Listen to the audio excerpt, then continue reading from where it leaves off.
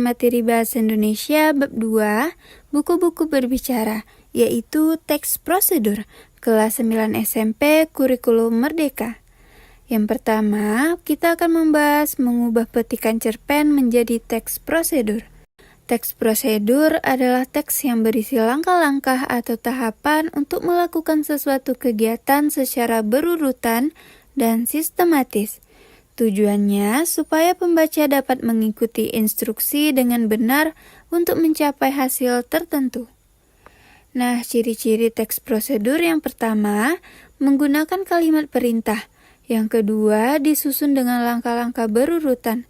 Ketiga, sering menggunakan kata penghubung penanda urutan, seperti pertama, kemudian, selanjutnya, dan terakhir. Dan ada bagian bahan atau peralatan jika diperlukan.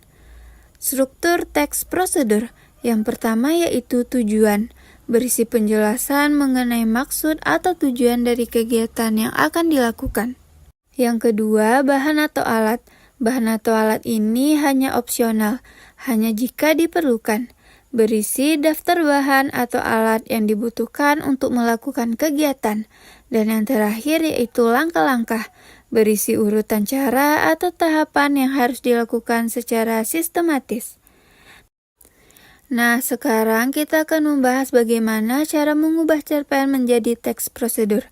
Nah, cerpen sendiri yaitu cerita pendek berbentuk narasi atau cerita. Isinya menceritakan tokoh, peristiwa, dan alur. Dan gaya penyajiannya berupa kisah atau pengalaman tokoh. Bagian cerpen yang bisa diubah. Kadang dalam cerpen terdapat bagian yang berisi kegiatan nyata atau urutan pekerjaan. Contohnya dalam cerpen Tabu, tokoh Isrul menceritakan kegiatan memberi makan sapi. Nah, adapun teks prosedur berfungsi menjelaskan langkah-langkah melakukan sesuatu secara sistematis. Bentuknya berupa instruksi atau perintah agar bisa diikuti orang lain. Adapun cara mengubahnya dari narasi yaitu menjadi instruksi langkah-langkah. Contohnya narasi, Isrul mencacah rumput, menyiapkan ember, lalu memberi makan sapi. Untuk prosedurnya, cacah rumput, siapkan ember, lalu berikan pada sapi. Kesimpulannya, mengubah cerpen menjadi teks prosedur berarti mengubah bentuk penyajiannya dari cerita tokoh atau narasi menjadi instruksi sistematis. Contoh teksnya memberi makan dan minum sapi.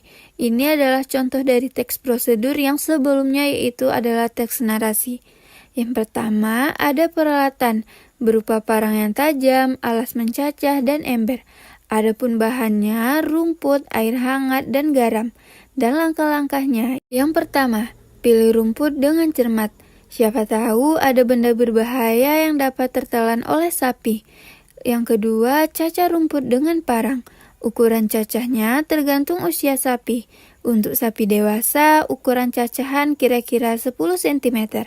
Ketiga, letakkan 2 ember di depan sapi. 1 untuk wadah rumput dan 1 untuk wadah air minum. Keempat, isi ember pertama dengan cacahan rumput. Yang kelima, isi ember kedua dengan air hangat yang dibubuhi sedikit garam. Poin B, mencermati teks prosedur berupa infografik. Infografik adalah gabungan informasi dan grafik yang menyajikan data atau teks dengan visual, berupa ikon, gambar, simbol, atau warna agar lebih mudah dipahami.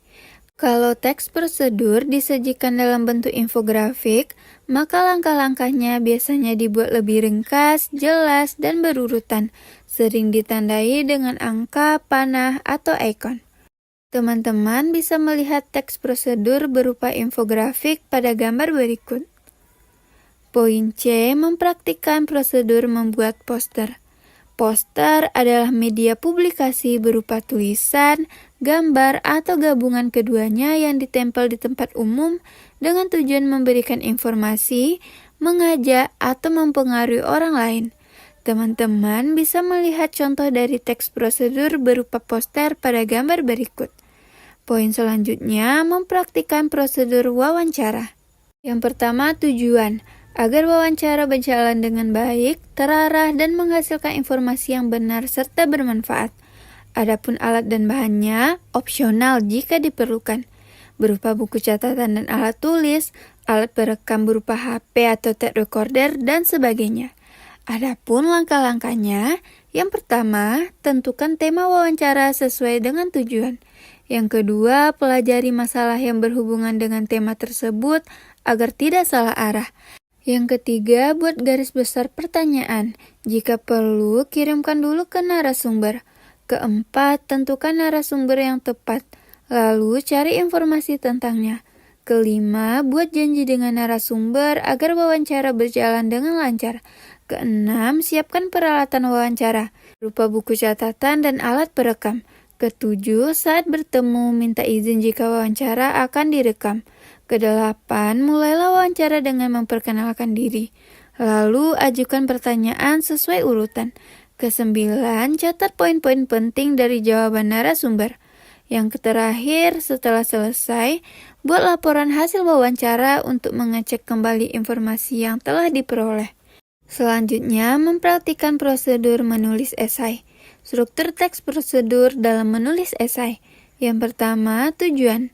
Membimbing siswa agar dapat menulis esai tentang kondisi sosial di lingkungan sekitar dengan baik. Adapun langkah-langkahnya, yang pertama, riset. Amati masalah sosial di sekitar, misalnya anak-anak kecanduan gawai atau handphone, sampah, atau hewan liar. Lalu, tentukan apa yang membuat kamu resah atau ingin dibahas. Yang kedua, mengumpulkan rujukan. Cari pendapat orang tua, guru, atau tetangga. Baca buku atau artikel yang relevan. Dan tanyakan pengalaman orang lain yang pernah berhubungan dengan masalah itu. Ketiga, menyusun outline atau kerangka. Yang pertama, latar belakangnya. Alasan memilih tema tersebut. Lalu, informasi atau rujukan, berupa data dan pendapat orang lain. Yang C, pendapat pribadi, keprihatinan, harapan, dan solusi. Dan yang terakhir yaitu membuat kesimpulan. Yang keempat, menulis esai. Tulis sesuai kerangka, berupa pembuka, isi, penutup. Lalu, padukan gagasan pribadi dengan data atau rujukan, dan gunakan bahasa yang runtut dan jelas.